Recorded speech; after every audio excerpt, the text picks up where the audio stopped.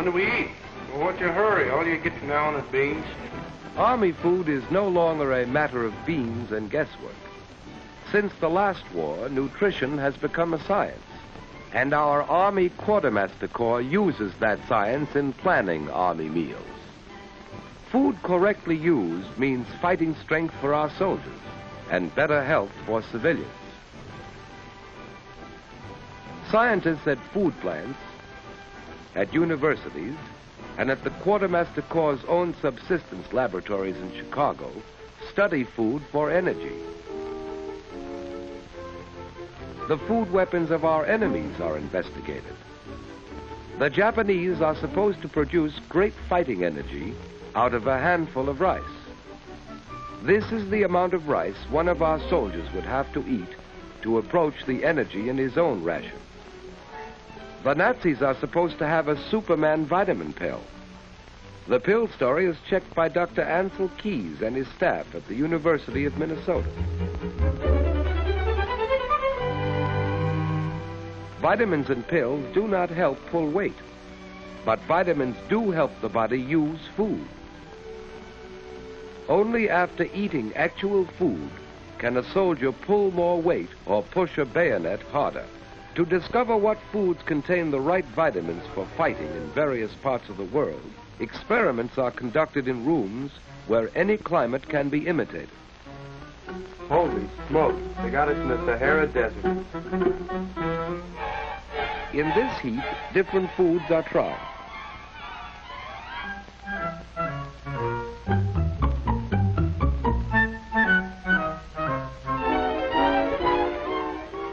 What's lost in perspiration is measured. The answer to the vitamin question is not pills, but good food in plenty of variety, according to Dr. Keys. If vitamins were missing from his food, a soldier might have to take concentrated vitamins. If he had vitamins but no food, he would still starve. The best way, naturally, is to supply vitamins in the food. It is for this reason that the Army uses only vitamin-enriched flour in its bread.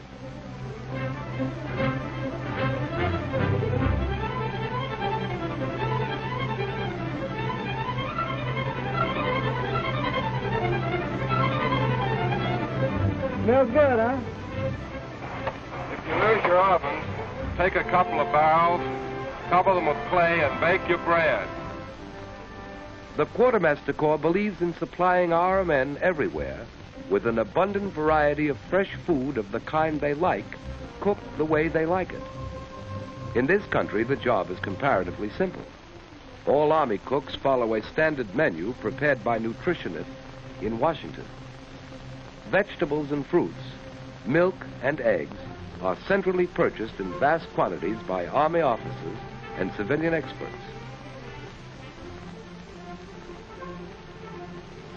The pick of the country's fresh meat is bought, nearly £1 pound a day per soldier.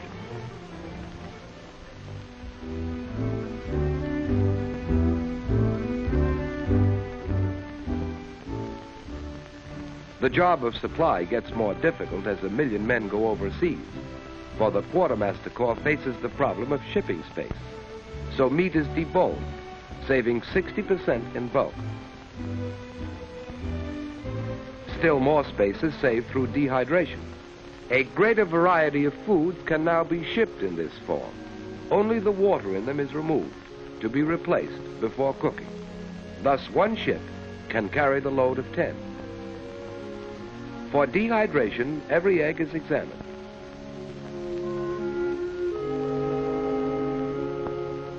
The yolks are separated from the whites and put through a dryer. Our soldiers on the other side of the world will be provided with breakfast omelets made of this pure yolk powder. Vegetables, such as beets, go through a new process which preserves color, taste, and vitamin content. While these amazing developments in food processing are now used principally for the Army, millions of civilians will be benefited after the war. For in the future, no household need be without vitamin-rich vegetables and fruits at any time. Dehydrated food is easy to keep, The Quartermaster Corps laboratory has established this in exhaustive tests. Only water need be added. When cooked, it is often impossible to detect a difference in taste, and constant tests show practically no difference in vitamin content between the dehydrated and the untreated product. When a soldier is out in the field and away from camp cooks, he must carry his own rations. Pre-cooked meats for emergency rations were developed in the Army laboratory for this purpose. Here, too, emphasis is put on taste, as well as on the food value of the ration, which consists of a can of meat for each meal and a second unit containing concentrated soup, hardtack, coffee powder, and candy. Total weight, 3.5 pounds for 3 square meals a day.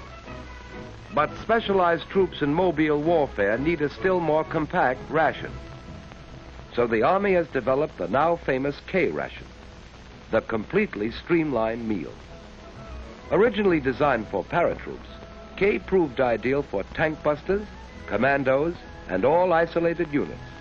Each package contains a balanced vitamin-rich meal. A day's ration weighs about 2 pounds. K was developed under Colonel Rowland A. Isker. The object of the K ration is to provide the soldier with food under emergency. This ration, with its variations, is therefore adapted to all climatic conditions, from the tropics to the frigid zone. Each item in K had to be super nutritious, but also appetizing. So each item was tested by Colonel Isker's guinea pig lunch club. Several recipes, for instance, were tried in picking a soybean biscuit. This biscuit seems to meet specifications. Pretty tasty biscuit.